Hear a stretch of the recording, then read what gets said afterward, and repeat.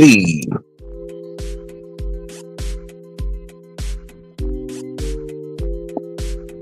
Hello, folks. Welcome to another edition of Psycho-Babble with your favorite fat man, Big Motherfucking Vino. I just left my therapist's office and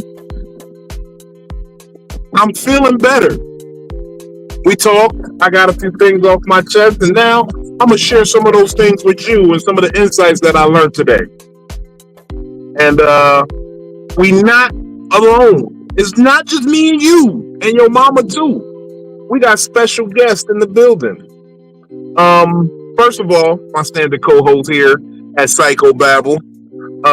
She acts as my amateur intern therapist from time to time. Like when I'm going through crisis, she's probably the first person I'm gonna call.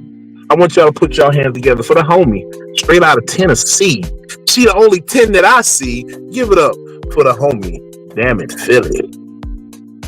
What's up, Philly Phil? How you feeling today? I'm awake.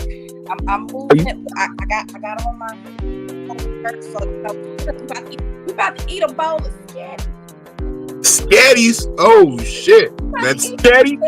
Okay. Damn, I could go for some good scatty. Is it bad that I left my last chick? Well, she left me really because she said I would never eat her spaghetti. And I just had this fear for a long time of eating women's spaghetti because, you know, I got cousins, they tell you, they gonna put a root on you. They gonna put some of their psycho in the sauce, and then you ain't gonna be able to, you'll be able to think around nobody else. You ain't gonna be able to get hard for nobody but them. Like he used to say wild shit. So I just wouldn't eat chick spaghetti for a long time. Try being from Louisiana, a woman from Louisiana. You say, I'm gonna make spaghetti. They're like, oh, you trying to put a root on me. I don't eat no women, especially not you. You know, voodoo. So, yeah. Hoodoo. Well, I appreciate that. Look, let's bring up our next guest. We brought her in. Man, look, this young lady, she's an artist. She's a full-time mother. She's definitely very instrumental in, you know, promoting and advertising and encouraging and supporting comedians out of that Dallas, Texas area. Man, I want to give it up. She's also, most people don't know this, she's a rescue shelter. I know personally that she's rescued a few animals and gave them a space to save, fed them a little kibble. I've seen it. Raccoons especially. She loves those little marsupials. I want y'all to put y'all hands together for Sinfulicious. Hey. What up, Sin? What up, Sin? What's up? I don't look, I acknowledge that you out here doing God's work with those rescue animals. You know, we got to save them. We got to get them off the streets, you know. You got to be careful. Next time you wear some steel-lined gloves so that when they bite at you, you don't get bit. That's right. I won't get bit back. Exactly. How you feeling today? You ready for Halloween? I've seen a lot of your Halloween makeup tutorials and all that thing hitting the web. Yes. I'm just practicing and stuff. I couldn't get my outfit because I was supposed to be Velma from Scooby-Doo with my daughter. So how you like my outfit? You like my Halloween outfit, my Halloween costume? Yes, she got hers. No, I'm saying, do you like my costume? Oh, that's what you wearing? I'm an unappreciated black man. Oh. Oh. Okay. Hey y'all, let me bring our last guest up in the building, man. Well, we got many more guests gonna be popping in and out throughout Psycho-Babble, but this one is a very special one, man. Look, this is my brother. This is real talk. I grew up watching him on TV. I used to play the video games all the time. Man, he the reason that most people won't let me smoke theirs, because I will smoke theirs all up. I will smoke yours all up and put mine away in the cut. And then I said to myself, you know what? How I'm gonna have Psycho-Babble? Because when you go to therapists, they ask you, what's your relationship with God all the time? That's one of the first questions they ask you. So I said, I don't know about God, but I know about Black Jesus. He and God cool, but I'm tighter with Black Jesus. I want y'all to put your hands together for Black Jesus. Sling Johnson, man. Big homie in the building. What up, though? Oh, Big B, it's always a pleasure, man. What's happening? And good morning, good afternoon, ladies on the East Coast. Good Mhm. afternoon. Yeah. Yes, good Man, afternoon. look, it's been a great one today so far. Actually, I'm actually kind of really happy about how things are moving. Um, I've been receiving some real clarity lately. For most people who don't know, I be going through a lot of shit in my daily life, and y'all don't even see it. As comedians, we don't really talk about the pain because we trying to help you get through yours. But a lot of us be going through our own little personal shit. You know what I'm saying? And we can sit there and have hundreds of people laughing at any given time while we're going through something that is debilitating and that will break any person down. Man, And I fought through some dark times these last couple of weeks, man. And the last one was I got to talk to my therapist about it. I don't want to say celebrate. How do you say this? It's like the other day I observed the 7-year anniversary. It's been 7 years since someone murdered my cousin. This is my little cousin. Like, God rest his soul's name was Samad. Niggas did some real cowardly shit. He was at his little shorty house. Niggas fucked with his car, got the alarm to come off, and when he came out the house to see why his alarm was coming off, they shot him. Mm. And ran off. Like, wasn't no stand up and see the nigga face to face. It wasn't no, hey, we had an altercation and words was exchanged. It was some real cowardly shit. And I get a little emotional about it because I remember the morning that it happened. I was in bed, and I ain't gonna even stunt. It was a Saturday morning. I had just bagged something from the club Friday night. I was knocking down some draws. It was like almost 9 a.m. You know how you wake up? It'd be like 8:30. You wake up, you look at the clock, you're like, that shit was good. I might have to double back, get me another little lick. You know what I mean? Gotta give me another little hit of this little pussy before I, send her on her way with a little breakfast waffle or something. And before I could even roll over to get back into the coochie, the phone rings. And my cousin, his mother, was on the phone hysterical, and she was just screaming, they just shot my boy, they shot him. Vino, please get here. Just get here, please. We had Norfolk General. And I ain't gonna even lie. When I got that call, I froze a little bit. Like, I don't know, ladies, I don't imagine that y'all have been through any street shit like that or where it's like real critical. But as a street nigga, sometimes like when shit happen, it's like I got a moment to just like, what the fuck is going on? Like, Lil Cuz got hit. You start thinking, who the fuck would shoot my little cousin? So I really sat there, I paused on. I remember the exact time it was. It was 8:47 in the AM. I only remember that because I paused and I didn't move till literally like 9:10 because I was just like frozen on the side of the bed and I was crying and I was like, I didn't want my family to see me pull up to the hospital crying and, fucked up behind it. I was gotta get your tough face on. So I get up, I'm like, I gotta get this chick out of here, figure out a way to get her out before I, without getting her all worked up about anything and without seeming like an asshole, like it's an excuse, like, hey, bitch, that pussy wasn't good, get out my house. So I get up and get over there, and I get there as they're saying there's nothing more we could do. We had to give up. We lost them, and the police is coming to take the body as evidence because now this is a murder. So it fucked up my family. Like, my family's still kind of fucked up about it. Like, we've offered, like, if anyone has any information on it, it's about $350,000 in reward money for anybody who could tell us anything. So the point I'm making, let me make a long story short. Sorry. The reason I had to address that this week and today is because one of the things that put me in the comedy field was that my fear in the streets when I was out here doing dumb shit, my biggest fear was becoming an unsolved murder. Like, that's wild. Like I, in a sixth sense, I could deal with if someone killed me and my niggas knew who did it and you know, eventually there'll be some get back. But to be an unsolved murder is my fear. I don't want, like, I want the nigga that kills me to live in infamy. You gonna have a name, niggas. It ain't gonna be worth shit, but niggas know your name. And I had to face that in my little cousin. You know what I'm saying?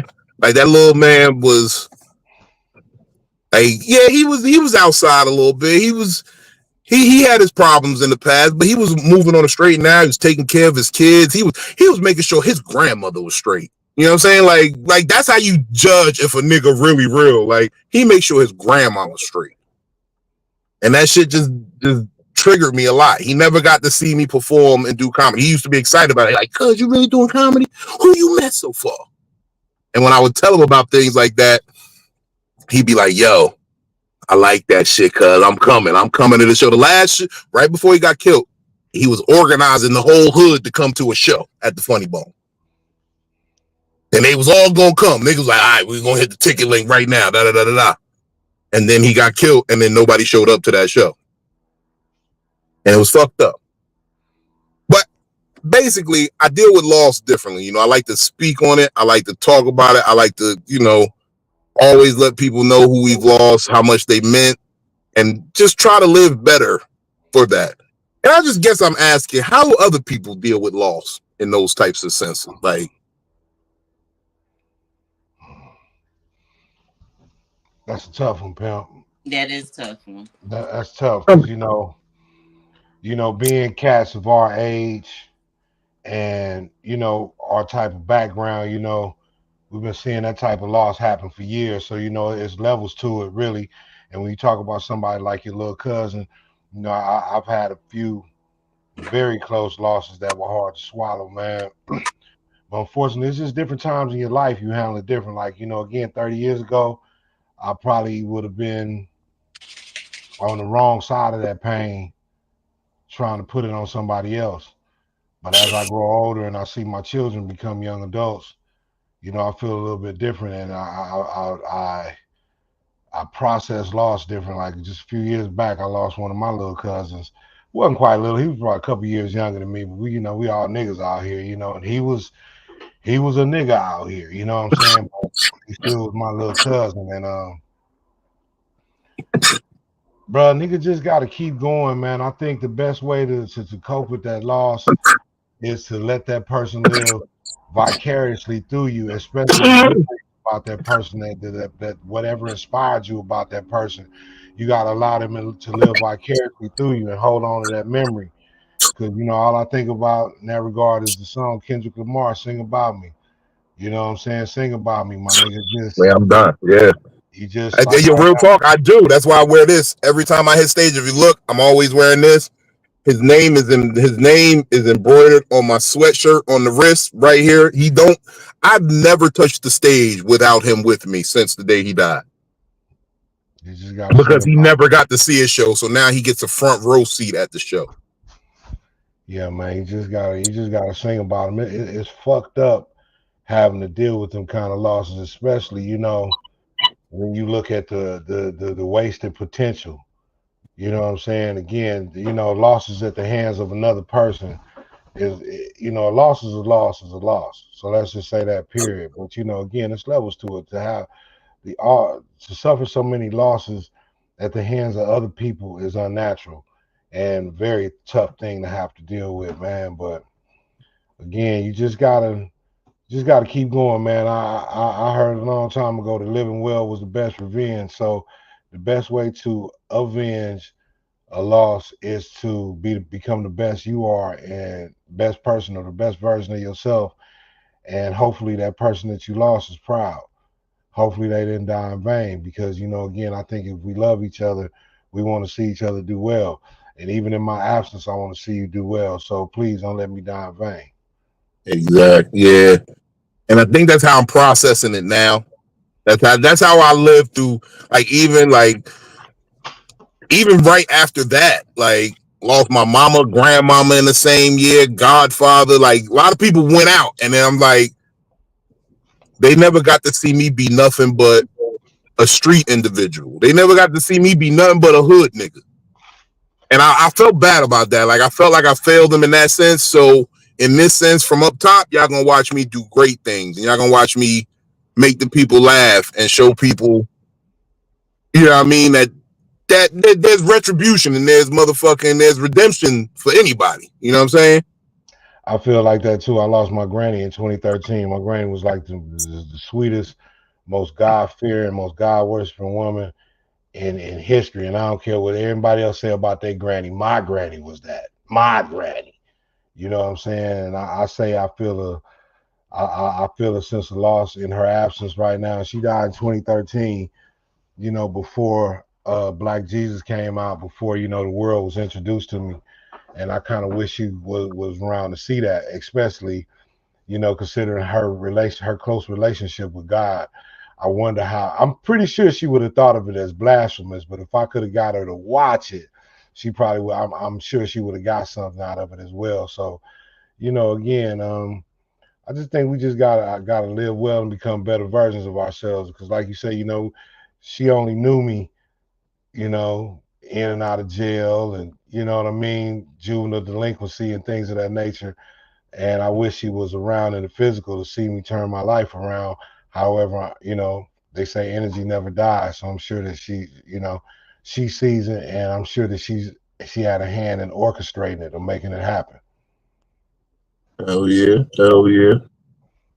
Ladies, either one of y'all experienced some loss that it was hard to bounce back from, or you find it hard to deal with right now, or you still dealing with it, anything like that? Want to start? Go ahead, Sia. I mean, I would say going through loss is always hard. I think my biggest loss was my biological father. Um, Everybody have their story, right? My mother's not a saint, but she's a saint in my eyes. You know what I'm saying? And I understand. I had to realize, we all as adults we make certain selfish decisions or whatever, right? My mom didn't like. I didn't know who my biological father was until 11 years old on my birthday. I seen him drive. He stopped his car. He had a BMW. My dad was really big in Queens, like with the whole drug thing and stuff. Like he used to bounce, he used to do security for Naughty by Nature, Black. But so everybody knew him in the hood. He was very popular. And my I mom, might have knew your daddy. huh? I might have knew your daddy. You probably did. His name is, if you know all the Borns and Understandings in New York and Queens or whatever, he was an understanding. He was an un.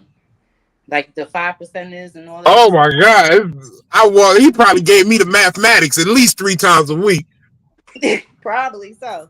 So what happened was, what happened was I met him finally at 16 as my father, because at 11 I met him as a friend of the family. 16, he was my dad. I met him as my dad. Then 22, well, 16, I wanted to know who I was. So I wanted to know who he was. 22, we actually started like having, getting to know each other between, I'll say 18 and 22. 22, he committed suicide. Sorry to hear that. Yeah, I mean, literally found. I hate this bitch to this day, and I even called her and told her, if I really found out that my dad committed suicide over your ass, I'm going to hurt you. You know what I'm saying? Like it was that serious. You know what I'm saying? Because I'm like, I didn't even have that much time with him. You know what I'm saying? So, and that really crushed me. Like it literally, the story is he found her cheating in a hotel. He saw his car outside the hotel. He wound up taking 5 bullets, shooting her 5 times in the torso. And then once the cops came to his car, because he ran away, of course, once the cops got to his car, he took the bullet to his head. Because my dad never been to jail before. He probably been in jail one time, and it was really short, and that kind of fucked his mental up or whatever. Like, oh, nobody cares about me. Couldn't face that time.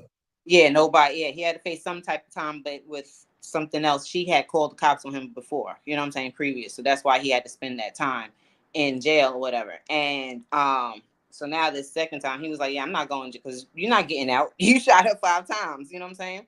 But it's so crazy. She's living. She was in a wheelchair. She's living, and my dad is 6 feet under. So it really hurt me because when I had my first daughter, my first child, he can't see her. You know what I'm saying? Like, he's not here to physically see her and hold her. His first grandchild. You know what I'm saying? I'm his firstborn, so it's really, it really hurts me because it's like, he's not here for me, his firstborn. He's not here for his, first grandchild, and it sucks because it's like you was as selfish in life as you are in death. That's how I kind of took it. You know what I'm saying? Because you have family, people go through things. I understand. Like, before they was going through their situation, they was calling, he was calling me often. I was supposed to move out there to Binghamton with him, but I didn't. He's out of He wanted Binghamton. me, Okay. he wanted me to kiss her ass or whatever. But yeah, that just losing a father. I mean, I'm thankful that I was able to meet him. I was able to know him and get to know him and stuff. And we had a lot of similarities. He's a Cancer, I'm a Cancer, so we have a lot of connection. I just wish we had longer to share that with. So yeah, that really hurt me and affected me. And so, but I mean, I have father figures in my life. I got my stepdad since I was 2 years old, and he's still here by my side. So I'm thankful for that. So it's like, okay, when one door opens, there's always something that's going to replace it sometime in some type of. God's gonna open a window. If y'all ever seen me on stage, I say that on stage. When God closes a door, he opens a window. He Mm-hmm. gonna leave you some way to get in or out of whatever situation you in. Yeah, I mean, and because of him, it was because of him, like, I was really close to my, trying to get to know his side of the family, because not for nothing, I'm literally named after his mother and my mother, like both of their names are Cynthia. Um, so I try to stay close. That's dope. Yeah. I used to mess with a girl. Both of her dads, her grandfathers, Yeah. was named Reggie. Oh wow. Yeah. So I'm named after my mother's mother and my father's mother. Mm. So they love their mothers. Love they mamas. Mm. That's crazy. Yeah. Well, see, What my about mother. you, Phil? Phil, Well, you. How do you I was cope gonna with the say, like, losses? I haven't lost anybody the way that y'all have, like, as far as like murder and anything like that. But I was gonna say, like, I've lost multiple people now to suicide, and the way that I found out about both of them, my one of my first cousins and my best friend from high school, is that I got on Facebook. Mm. And so it's late at night, and the first one I remember was my best friend.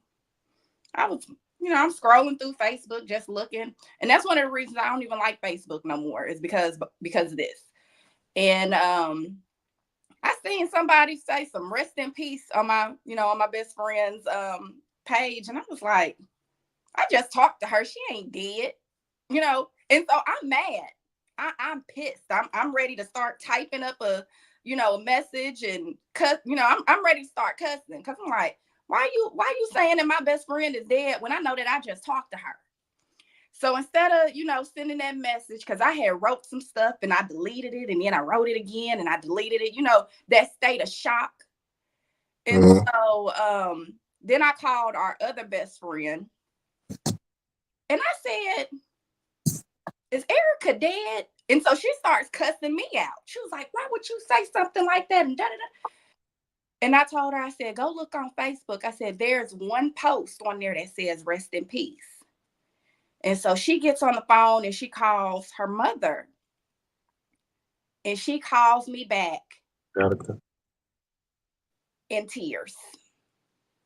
And so that's how I had to find out about my best friend. I found out about my cousin the same way. Same way. Yeah, that's how it be. But that's how it be when it's people that's close to you. Mm-hmm. I found out the same way. Somebody came on there and wrote rest in peace. And so I got on the phone and I called my dad. And I was like, Dad, that's like, what's wrong with Paul? He was like, why are you calling me at 12 o'clock in the morning asking me what's wrong with Paul? And I said, somebody's saying that he's dead. His own father and mother didn't know that he was dead yet, but it was on Facebook. Wow. And both of those. That's why Facebook is dangerous. Don't be putting shit on Facebook before you talk to somebody, y'all. Yeah. Niggas be wanting to be so fast to the punch. Like, you not CNN, nigga. You not breaking news. Like, what the fuck? Right. Don't post no shit on Facebook. If you ain't even talked to the family to call the family. Yeah, at least if you don't know the family, really don't put it on Facebook, because we all got friends. You don't know none of their family, but you just know them. You know what I'm saying? Yeah. You might go even to the fucking funeral. Show condolence. You ain't even offer no condolences to the people directly before you said, RIP for my dog, y'all run me up them views and likes. Yep. And so that's the way that his parents had to find out. And I just remember both of those calls when they called me back, the tones of their voices. And I sat there just still, because these are two of my favorite people in the world, and they're gone. And I have to find out on Facebook, not from somebody's parent, not from a friend, but from some stranger on Facebook that has decided to go ahead and tell the world, not knowing how us, the family and friends, feel to have to find out that way. It's nothing worse than sitting up there getting online and not having like a personal conversation with the people that you love to find out that you've lost somebody that any type of way. And so, those have just been a couple of my experiences. And I don't deal with death very well. I don't think that anybody does. But those are the last two funerals that I have actually went to that, because I can't handle it. Me and death. I carry my best friends. That's what my cat whisker tattoo is.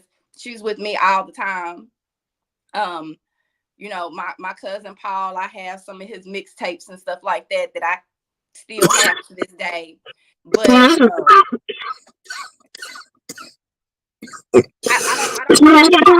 don't do funerals. I'm sorry. Hold on.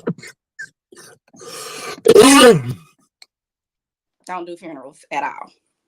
Much respect. I can dig that. It's one thing when you get older and you get sick and die, but depending on the circumstances, like, when people get older, you can accept it a little bit more.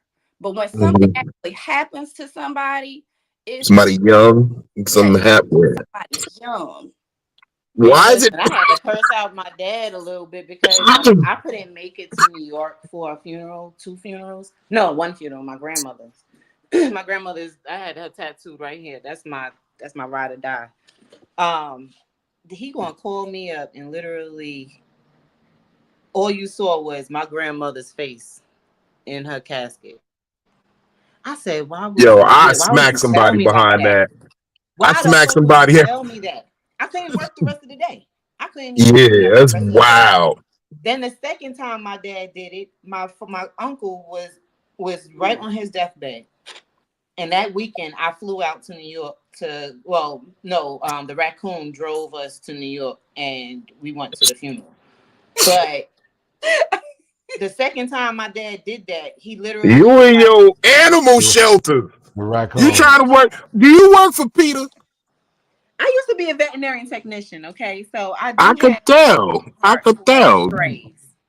I do have a warm heart for strays. It was cute how you got that raccoon to wear them dress socks and dress shoes that day. You say what? As I said, it was cute how you got that raccoon to wear them dress shoes and dress socks that day. Now, if you could have just got him into the pants, it'd have been good. You'd have been cool. Yeah, but that's all he had. That's all he had. That's all he had? That's all he had. He was beating. This nigga was beating. Hey, Fake, look, in all your years, have you ever heard of a nigga beating off and leaving his dress shoes and socks on? Like, why would you put that on tape? That's crazy.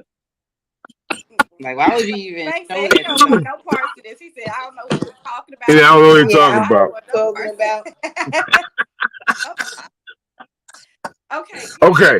I mean, it's getting a little heavy in here. It's been getting a little heavy. It got heavy. I had to break it up a little bit. I had to like something. Thank Hey, you. yo, why is it Thank that you. when we feel the pain, like, because this is what I'm really trying to deal with. Like, I'm trying to decide which is more. I got to narrow down, basically. So, right, you would say that most people, right, when something painful and traumatic happens in their life, they get a tattoo, right? Mm-hmm. So I got one tattoo. This one is one that really hurt me. I don't even know if I'm even ready to talk about it too much publicly. But it's like, is it more that the physical pain distracts you from the emotional pain? Or is it that you want something so emotionally scarring that you got to put it on you somewhere and live in that other than what actually happened? You dig what I'm saying? Like, let it be known, like, this day, on this day, when this tragic shit happened, this other tragic shit also happened, and it left something. Mm. I'm trying to figure out which one it is. Is that deep? Is that Maha? I think that's you. And I know Yeah. that some people do it, but like as far as my tattoo goes, this is something that she had. And it's not like rest in peace or her name or anything like that. It's something that made her happy. We call her the crazy cat lady. She had like 5 cats and she feed all of the cats and stuff like that. So she had it. It was one of her little signature things, like all of the pictures, she would put her little cat ears, whiskers up to her face and stuff like that. And so I was like, I'm getting that. And then a couple of others of us, we got it too. So, that's just her thing. It doesn't remind me of anything bad. It wasn't the physical. And this tattoo hurt worse than all of the other ones. But it didn't distract me or take away from the pain that That you I was lost her. Yeah. But it made me laugh in the moment because I'm like, this motherfucker hurts. Like this shit, the shit on my finger. I got tattoos in all different places. And the smallest one that I have is the one that hurts most. Mm-hmm. So it makes me laugh. That's some deep shit. That's some deep shit right there. Yeah. I mean, but some people do get tattoos or get stuff because they want to take away the pain or the hurt that they feeling internally. Look, this is the only tattoo I have in my entire body. Well, I got another one coming soon. But this one right here, I was distraught that night. I had drank some Hennessy. I drank some Tito's. I definitely knocked back a couple of 40 ounces of Bud Ice. I had popped 2 Percocets. Hold on. And I was in a trap house kitchen. That mean that you've been lying to me, Vino. What? You told me you got the Philly cheesesteak on your ass. And that's why I said I got other tattoos coming. No, that mean that you lied about it. So you've been lying to me for okay. Got you. Look, first of all, that bet was never shook on. We never shook on that bet.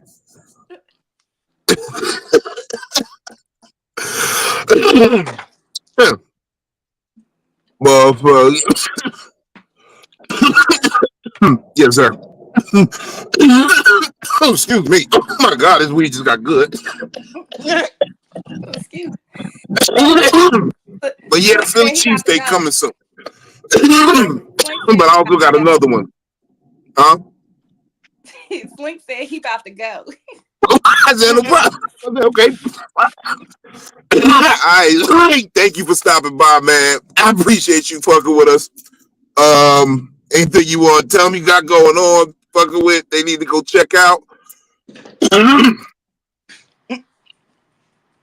You mute. You're on mute. First of all, you choking too much. I'm jealous. You did. Check out. I met somebody when I was out there. When I came to LA, I linked up with somebody and they got me right. Colombia. So it's an action dark comedy. We shot on location in Medellin, Colombia. Uh, got a huge cartoon coming out next year. Can't really talk about it yet, but I can tell you I got a huge cartoon, so y'all hear about it. Y'all be like, damn, that's what he was talking about. And still doing stand up all over the country. And it's just staying cracking, dog. Got a couple of shit. I got some shit coming in this fourth quarter, man, for y'all. So just stay with me, stay tuned. And hit me on my Cash App at $Slink Johnson and love me down one time. All right. Yes, sir. Thank you, Slink, for stopping by, man. We appreciate you so much. Say the name of that movie one more time. Hey man, I can't hear now. Huh? I said, say the name of that movie one more time for us, Slink. I Left My Heart in Colombia. My man. And y'all better be watching Good Times on Netflix, man. The new Good Times. Yeah. Yo, you are hilarious in there, bro. Thank you, brother. Thank you. Man, I appreciate you for stopping by. Hey, thank you for having me, Big Vino. Yes, sir. Psycho-Babble, you know, check in, tap in with us. We here on Wednesdays. See it, damn it, Philly. Y'all be smooth. Thank you. Nice to meet you. Likewise, baby. Nice seeing you again. Peace. All right. Man, oh man, I'm high. That's what be happening sometimes. I mean, as much as you've been choking over there, I would hope. Look, first of all, that's what I was telling Slick. I met a connect when I was out there in LA, you know, and every now and then I get some different good shit. This should be the best, you know, OTB, only the best. I've been saying that for a long time. I like good weed, man. I like good weed. I have boundaries about weed. Okay. I'm really particular about weeds. I got boundaries when it comes to blunt etiquette. Like if you're a blunt wetter, I can't smoke with you. Facts. I can't smoke with you if you're a blunt wetter. If you're a blunt wetter and you're not my girl, like I can understand why you're a blunt wetter if you're my girl. Oh yeah, she get that blunt wet. Yeah, she be slobbery. I can get that. I understand that.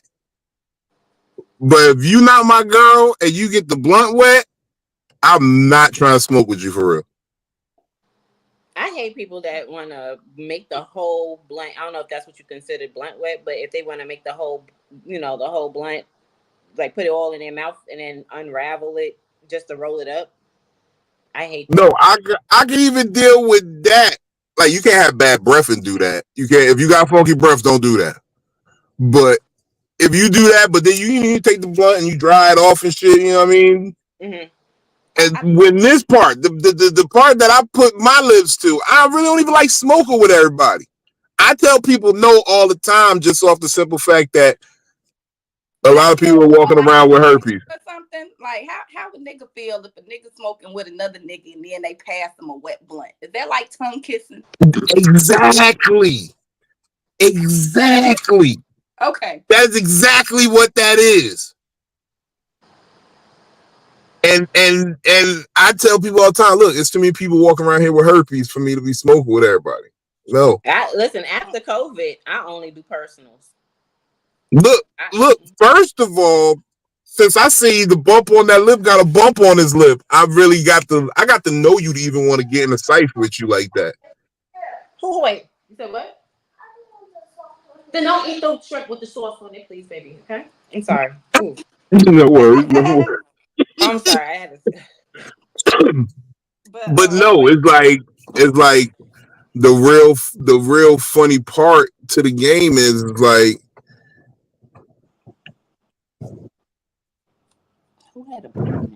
why would I share a blunt with you? I don't even know you. Right. Like this is my cipher. This is my peaceful. Like I was in Houston, right? Mm-hmm. And we went out to eat after the show or whatever. And you know, I'm basically like the gentleman escort to a group of ladies. You know what I'm saying? And they're outside. We're out after we had some food. We I'm while they talking, because I understand that when a group of ladies get together, that goodbye is going to be about 15 minutes long. Okay. That goodbye is going to be about 15 minutes long. So I got time to puff this J out here right by the car. So I start smoking my little J while they saying goodbye, and I start the countdown. We got about 15, 20 minutes or so. It's a nice night breeze blowing in. Nobody in a rush to get home. You know what I'm saying? Mm-hmm. So I'm smoking. Now I'm already defensive when I'm around a group of women because it's like they always wonder which one is big man fucking. That's what they're asking themselves. They don't want to holler at the wrong chick.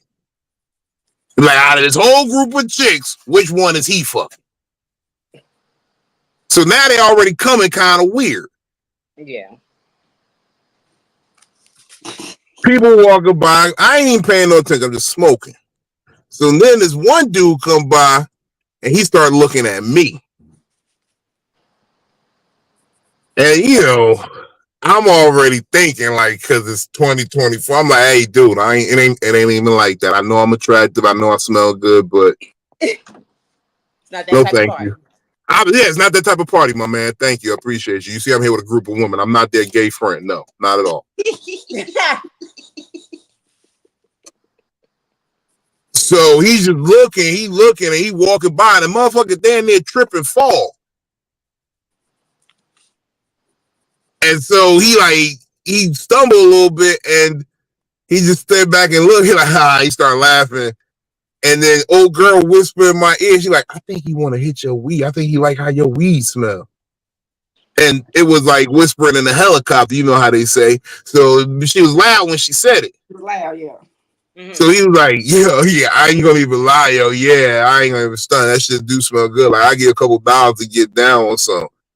What? And I was like, my man, for real? Nah, I don't even smoke with everybody like that. You see, it's a group full of women here, and I'm smoking by myself. I ain't passed not one of these women this blunt. Right. like I'm outside of my personal life, I'm a mean person. I got rules when I'm on the road. I don't do strange women, strange niggas. Definitely ain't gonna be no Diddy parties. Definitely. I don't even care. I don't even and don't even be on no like weird shit with comedians or locals. Like it be locals that come to shows when you be out there and they be like, oh, you cool, we can do this. It's like, let me get to know you a little bit, bro. Like it's I know it's Friday night and y'all city might be popping and whatnot, but I'm not going to no local spot with you. Yeah. Bino took me to all public places. We're on camera everywhere. Everywhere. I'm on camera. Look, I learned I know how to avoid cameras. But now that I'm a citizen and I'm a legal nigga out here, I know how to play cameras where I'm always on. I just had a conversation with my bro the other day. And he was like, my shorty tried to set me up. Bitch tried to get the arguing in line, but she don't know every time she get the arguing, I always move in front of the camera in the house. So it's always on camera. Police show up. I know, officer, nope, this is what happened. Look at the phone. Crazy. This is how I be thinking. This is why you not gonna get me. I know the burn paperwork and evidence and fuck just shredding it. I have a fire pit in my backyard because I burn receipts and shit like that because you're not gonna credit scan me. I only keep receipts that are important to know where I've been. I can prove that at this time I was here. Look, this is the receipt. I got it right here. Got it right here. Well, hey, Bino, since this is Psycho-Babble, you said a word, and I know that last time we did this, we kind of honed in on some of the words. The word that you used was boundary. Boundaries. Yeah, boundaries is becoming one of them words I'm really gonna start hating if you can't explain what the boundary is. And that's what I was about to get to. So you had boundaries for months. and who you smoke with. Before you smoke, do you let people around you know what those boundaries are, or do I you? do. I definitely do, because even in that instance what I was talking about in Houston, I let that man know, hey, I don't smoke with everybody.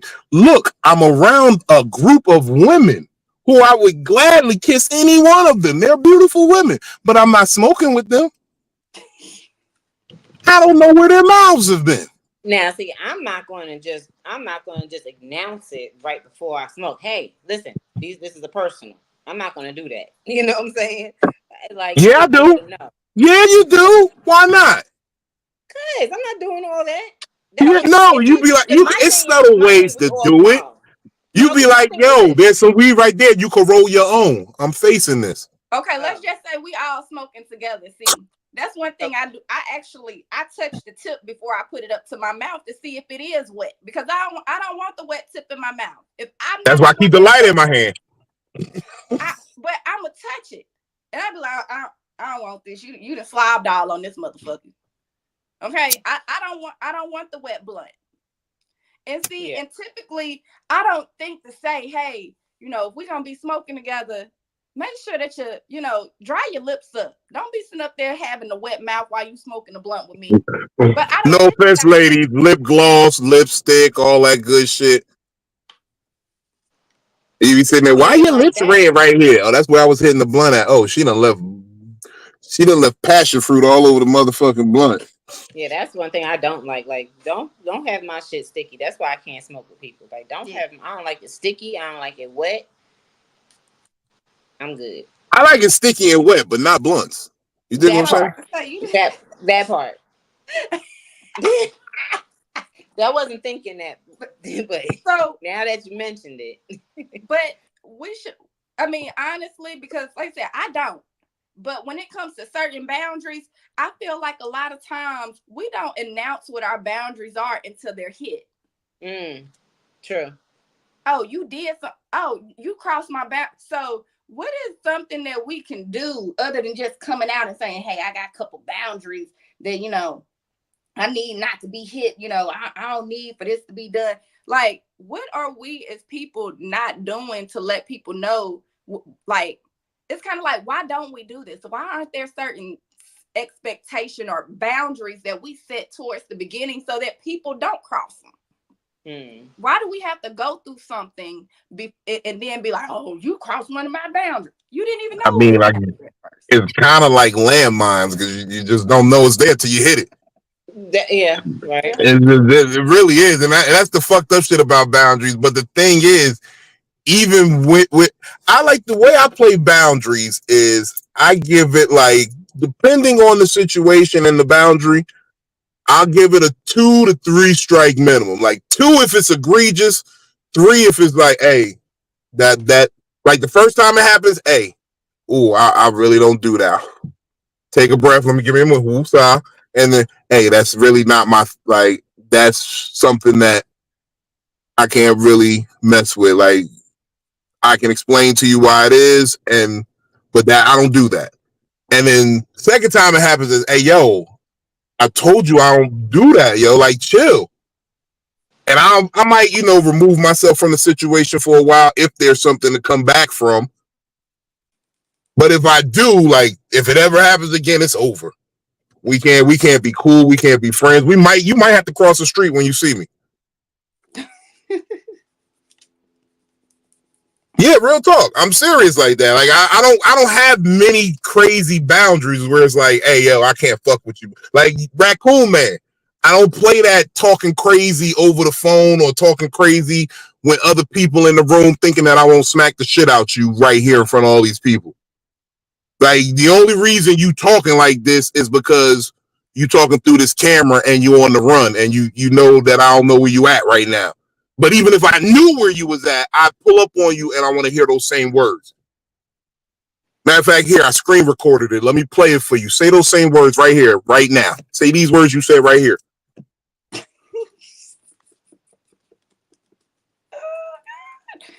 Okay. Like, that's how I am. So And are I there let him like know he crossed the boundary and don't fuck with me. I said, hey, yo. And I kept it real polite, too. I just said, hey, yo. I kept it real polite in the beginning because I said, hey, yo, for real, me and you just not like, we not cut from the same cloth, for real. We like, if we was anywhere else, we wouldn't even be in the same vicinity of each other. Like, I don't think it'd be good for us to hang out. Like, I think it's just cool. I'm good. Like, you cool. Like, I ain't got no problem with you or nothing. I just don't fuck with you like that. You ain't got to talk to me no more. Okay. Like, that was some grown shit. Like, hey, we ain't got to be friends. You ain't got to call me. You ain't got to check on me. That hurts people's feelings, though. It do, but we grown. This is the first thing they say. You grown, and it's always, oh, that hurt my feelings, in it. But the thing about it is, you're grown. You need to be able to manage your emotions. I get pissed off by a lot of shit. Like, to be honest, and I say this, know that I'm walking on eggshells. But sometimes when I be watching these videos of people with road rage and they get into altercations and like fire their gun out the window at people like because of some wild shit, I'll be like, I wish more people understood that this could happen. Like, if you understood that is always a possibility, that person in the car next to you that you flipping and cutting off and brake checking and all that shit, they could be carrying a weapon and just fire a shot out their car. Yeah. Just be aware of that. If more people just lived on that idea and that notion, maybe the world would be a better place. Maybe. Like, I always think about that. I know as a big motherfucker and a nigga I know have done a lot of damage with his hands, I know that there are crazy people walking around with pistols and weapons. Yeah. That's why you don't just be flexing on everybody. You don't. People be walking around talking crazy to people, don't even know. This nigga about to lose it. Off the rip. He just waiting for a nigga to say the magic word like Pee-wee's Playhouse. And he goes, ah! He going crazy. Have you watched Pee-wee Playhouse recently? Because this is your second time around me mentioning Pee-wee. Yes, I did actually. I did watch Pee-wee's Playhouse recently. I was doing some research into some jokes and I watched Pee-wee's Playhouse to get some references. Because I'm like, hold on, this is the second time this week. Look, man, I be dedicated to the craft of comedy. I really study shit and look shit up. Like, when you be talking about jokes, like, they have to be based in some actuality and some facts. Okay.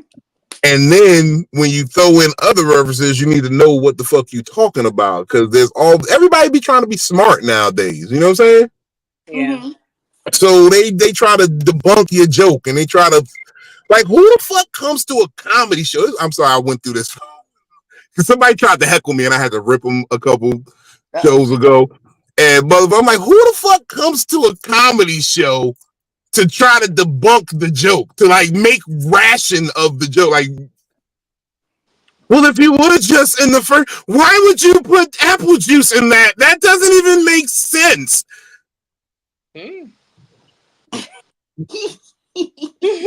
Dummy. First thing I told you was I'm high. Duh. That's crazy. Yeah. I was like, these niggas be motherfucking dumb as hell. Then he gotta hit them with a little bit of smarts with the dumb shit, and then they know. Okay, I should have just shut up and watched the fucking show, right? Just shut up and watch the show. Laugh. Stop trying to be the show before I really make you the show. Right. Some people don't know how to laugh. They think that I had to make it. They go to comedy shows and things, and they really don't know how to laugh. They don't know how to have a good time. They already don't have a sense of humor. Right. They don't. That should be so crazy. And it's like, motherfucker, do you realize I'm going through crisis and sitting here trying to entertain you? Shut the fuck up and laugh. And I know that was backwards. That was an oxymoron. I'm in the middle of a fucking emotional crisis, and I'm here making you laugh, bitch. Shut up. Right? That's why I couldn't be a comedian. Because when I'm going through an emotional crisis, I don't want to make nobody else laugh. But that's the fucked up part of it, because you can't even say that, like, if you work, and I understand, like, knowing what you do, you can't be like, I don't feel like I'm not gonna do it for 2 weeks, 3 weeks. That's your bills now. I need to pay my bills. I got to work, so I got to make these niggas laugh. Plus, it's therapeutic in a way, because that be the only time you smile all fucking week. Oh, True. I've heard that. I've heard that. So but that's why I always say, like, sometimes there's, well, not sometimes, there's always truth behind some joke. Mm-hmm. That's the best jokes. That separates the good comedians from the great comedians. When you see a comedian and it's just something about them that you don't like, 9 times out of 10, it's probably because that joke is completely fabricated, has no truth to it at all. That's why all my jokes be so deep, and they be like, "That's just stupid," because it's truth to every one of them. It makes you think, like, damn, if I was high, would I do the same thing? I mean, I promise you, I did what I was watching your show. Like, damn, I think I'm gonna go to church high one day. You gotta go to church high. If you never been to church high, you gotta go to church high. I haven't. If you never been to church high, I don't believe you ever really truly caught the Holy Ghost. Stop. Dead serious. Dead serious. You ain't never caught the true Holy Ghost. Even grandma over there, she be catching Holy Ghost every week because she take that extra pill Sunday morning. She be high as hell in church. Like, I ain't saying you gotta get high off weed. Choose your high right. I wouldn't get high off of the heroin. Personally, that's not me. You won't be nodding off on the Lord. Don't be drunk. You can be hungover, but don't be drunk. I think actually you should be drunk on the Lord. It's horrible feeling hungover on the Lord. Listen, me and my mom used to go to church for the second service just to get more wine. I think about it like this. Think about how dope your dance moves be on Saturday night when you drunk. Now imagine if all those dope ass dance move energies on Saturday night was in your Holy Ghost dance. Was in your praise dance. No, I can't do it. I can't do it, man. Imagine imagine that ill shit. Now I do feel like I dance better when I'm drunk. Okay, I do. That's when the confidence just comes out a little bit more. Like I be twerking and all kind of shit. Okay, and I don't know how to twerk. Listen, I can't twerk. I can't twerk unless I got a little bit of alcohol in me. Okay, I can't. The ass don't move like the ass move when you're drunk. So I be twerking when I get a little liquor in my system. So nah. Okay, but I don't know if I could be at church drunk. You could. I've been there drunk. I talk a little bit more and I talk a little bit louder. That's what the Lord wants you to do when you talking about him. No, because I'm gonna be like, this nigga still going on. You know that it's football season right now. Did this nigga not hear my stomach growl 30 minutes ago? He said we gonna be in and out today. And we ain't in and out. I'm gonna be mad as fuck. Don't lie to me when I'm drunk. Right. Lie to me when I'm sober. He said I'm not gonna have you here all day now. That's a lie. And here it is, 2 in the afternoon. Hell no. Oh shit. That's why I love my church. My church is 30 minutes. Okay. 30 minutes to 45 minutes, you in and out. We say our prayers. Once we get communion, then you know you only got 20 minutes left. I'll be counting down. We got one more song. We got 2 more songs. Done. In my church, you wouldn't have to worry about that. That's why I gotta start my own church. But see, we are primitive Baptists, so we wash feet. I can't be drunk washing feet. I know that you like feet, Vino, I can't be drunk washing feet. Oh, tell me about this religion again. Hold on, this might be some shit I can get It's into. still What we Baptist. talking about? It's still Baptist, but in the primitive Baptist faith, they wash Mm-hmm. feet. And it might be, depending on what church you go to, it might be on the fifth Sunday, so not very often. It might be on the third Sunday. It's whatever Sunday that they decide to choose, but you wash feet. All the Sundays that end in Y. Well, go This ahead is and the one I want. go ahead and start your own church then, Dino. I'm gonna start this primitive Baptist church my damn self. Go ahead. Ain't gonna. I'm gonna save money on my church though. There ain't gonna be no Bibles, no pews. What is You don't it? need Bibles no more because they all on your phone. Yeah, Just bring your feet. Just bring your feet. That's all you got to do. Just bring your. Somebody touch my feet. I need my nails painted. Push back my cuticles. Don't just wash my feet. I could do that shit myself. No, I think that's actually smart because you see the base of what this foot is. I like to see women's feet at their roughest moments. I do like that as a part of a relationship building exercise. Imagine going. Like I need to know what you look like. Like OG said it a couple weeks ago. I gotta give him his props. Corey, he's like, yo, if you deal with a girl who always wear makeup and shit, you gotta just make a rule like, hey, look, once a month, I gotta just see you a couple days with none of your shit like wolfing, like throw out. I need no makeup. I just need to see who you are. He said the nigga girl was in an accident tragically, and then he couldn't even motherfucking recognize her when they wiped all that shit off, took a wig off and all that shit in the hospital. Hey, who the fuck this bitch was? Walked right past her. Damn. That's fucked up. Right. I like to see women's feet like that. I want to see your feet on the roughest day. I want to see your feet on Fraggle Rock, like you walking in the Underground Railroad barefoot. Oh wow. I'm not saying once I'm not saying like this gotta be a continuous thing. I mean like just at one point in our relationship. Like I want to see them feet bust down, like the worst they could look, and know that you still care. That I still care. Exactly. Wow, now you found the exact words I was looking for.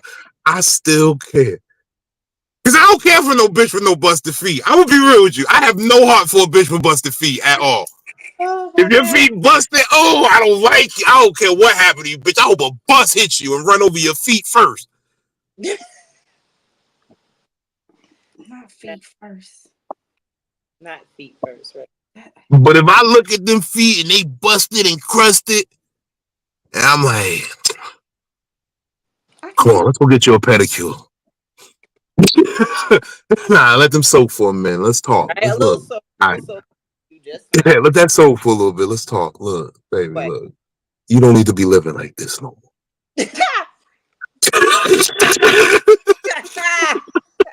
Oh my goodness. Oh, you don't need to live like this no more. Chill, get yourself together. Right. Come here, look. This is what it's gonna be now. I'm here. All right, look, let's stop all this dumb shit. Oh shit.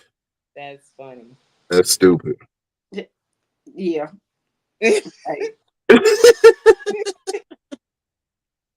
Like, why are your toenails all different lengths? What's going on here? Your toenails look like a city skyline. Now, I had one dude try to, that I know. He's somebody I know, but he was like, yeah, he's been wanting me to holler at him for the longest or whatever. And I'm like, no. And the first thing I did was look at his feet. He had cankles, just got skin just breaking on your feet. Look like your feet is filled with water or something, like it's swollen. Then got the nerve to have nails as long as I don't know what. And you have flip-flop slides on, my nigga. Like, get your feet done. I've been lucky I've been lucky enough to not run into a man that got like just terribly bad feet. Either that or I wasn't paying attention. Maybe was doing it in the dark. They can have ugly faces and cute feet, but you know, and cute is a stretch. Yeah. But That's what I don't even like to call my feet cute or good looking or nice. I just say I keep them well maintained because I know what it's like to not be able to use my feet. I broke both my legs at one point, and that was a hard ass time to get back. So it's like, understand. I think that's where my foot fetish originated because I started realizing how important feet are. I was like, I got love for the feet, baby. You take care of your feet. Come here, let me see. And I think that I don't need to have a man that just loves, absolutely loves feet, that want to suck on toes all the time. But as long as you'll sit up there and paint my toe, as long as you'll paint my toenails, like if I'm pregnant or something, or if something happens to me, you'll at least, you know, manicure and push my cuticles back, put some white tips on there, something, you know, yeah, good. But and then suck them after. Huh? I said, and then suck them after. Yeah. I don't need nobody that sucks them. Just as long as they'll just take care of them. Like, okay, you know what? You just got to this car accident. Don't you do that? Toes. That's all it is. And I ain't even really like a big toe sucker like that. I'm just more of a I touch your feet. Like if we chilling on the couch, I'm definitely gonna let you put your legs up on me and I'm gonna rub your feet while we watching this movie. See, and I'm good with that. I don't need to put my toes in your mouth. I'm motherfucking look. I'm a nigga. I'm the nigga that slip your socks off during sex. You be like, how the fuck did my sock get off? That's what I do. My socks on.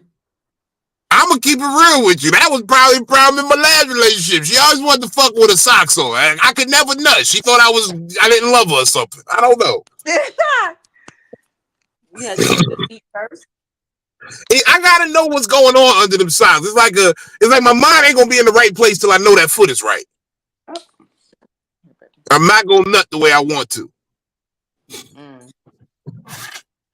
I'm just not gonna come. I'm sorry.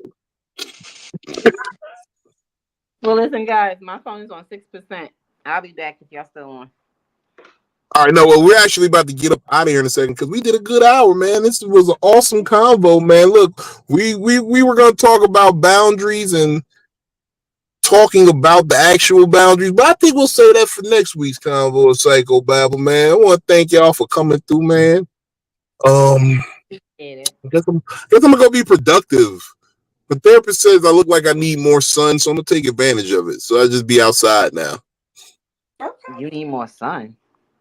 Yeah, that's what he said. He said you need. Well, they say that sunlight has the vitamin D, pause, and that it helps with like your mood, coping. Yeah. It helps with your coping skills. Like that. That's what I think we all need to take away from this, if anything. Like everything is about coping. That's what life is. Life is gonna throw you a shit sack full of different problems. Yeah, and you gotta learn to cope. Yeah. You gotta learn to cope. That's what makes us adults. As we get older, we gotta do better because you do better when you know better. And you old enough to have known better. Yeah. I was gonna say there's something I was watching where they said that the sun is good for us, you know, people with melanin, because they call it melanin, but it's really copper in our skin, and you know, the sun helps rejuvenate it, you know, and give us energy and stuff. So. It does. It does. And it's most important in these months where seasonal depression is real because the sun goes down so fucking early. Yeah. Get outside. Get you some sun. Yep. Put your feet in the grass. Well, yeah. Do some ground. Saying that, everybody remember this weekend the time is gonna fall back. Yes, it is. Yep, fall back. So you get an extra hour in the club. Yep. That's what I used to think of it as. This used to be my favorite night when we was at the strip club when the girls were shaking ass. I'd be like, oh, bitch, you in overtime. Because it's rare you get overtime out of hoe. And so get some overtime today, baby. Oh my goodness. It's rare you get overtime out of hoe. I used to love daylight saving time. Oh my God. I was actually in the club one time when it happened, when daylight savings time, and I thought they was gonna close. They was about to close the whole. Everybody in the club was like, "Nah, we got an extra hour." Mm-hmm. DJ turned that back on. That'd be like a 10% bump or the ticket that night. Yeah. Mm-hmm. Yeah, I'm dead ass serious, man. Look, if y'all could ever get overtime out of hoe, get that overtime out the hoe, because it don't come around often. Because they don't do overtime. Oh, hoes do halftime. Hoes do part time and expect a salary. Fucking full time check. They expect a salary off of part time work. They show up 15 hours a week. Yes. But y'all, that was another episode of Psycho-Babble. Thank you for coming by.